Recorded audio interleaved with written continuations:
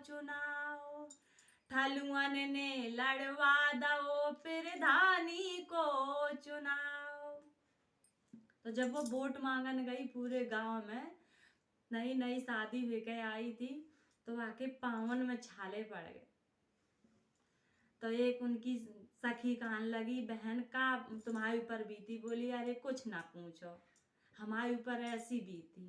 तो वह सुनाने लगी सहेली के, पाँव पड़ के हारी पूरे गांव में, हाय पाँव पड़ के हारी पूरे गांव में, आग लगे सरपंची के चुनाव में। पाँव पड़ के हारी पूरे गांव में, हाय पाँव पड़ के हारी पूरे गांव में, आग लगे सरपंची के चुनाव में।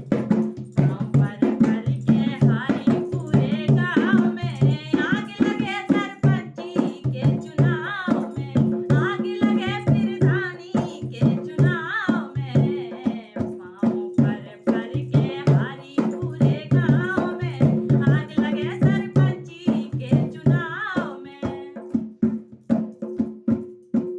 और वह कह रही है सहेली से, जो लोग हमारे घर कमाऊ न घुस पाते, वे आज हमारे घर